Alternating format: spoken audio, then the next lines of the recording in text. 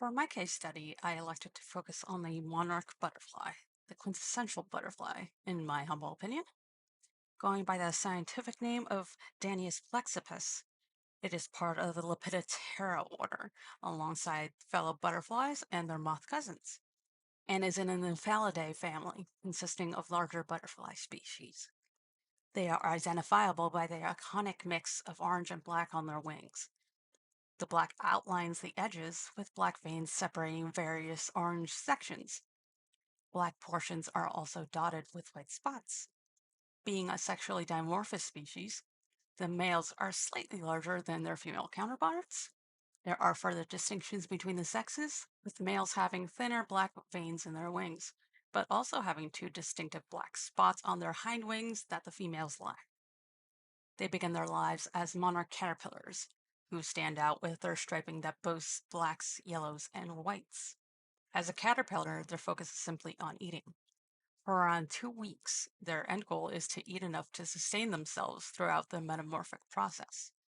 They can reach up to 2 inches in length and molt multiple times throughout this period. And they even eat their discarded skin before moving on. Nothing goes to waste.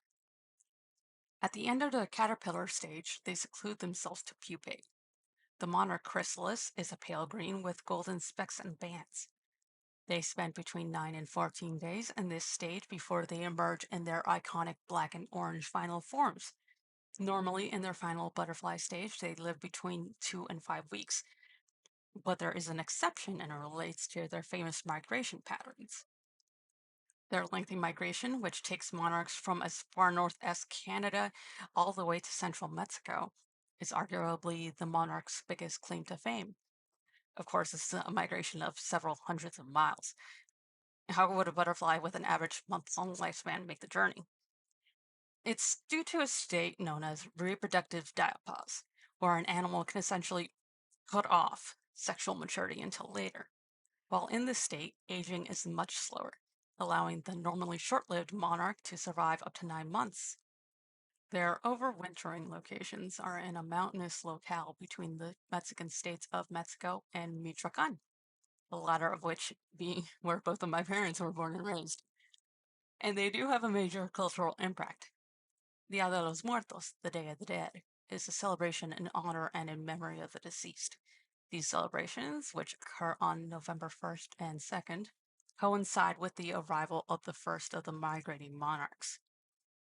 As a result, some indigenous groups, such as the Purepecha and the Masagua, believe that the butterflies are the souls of the dead, returning to join their family for the festivities.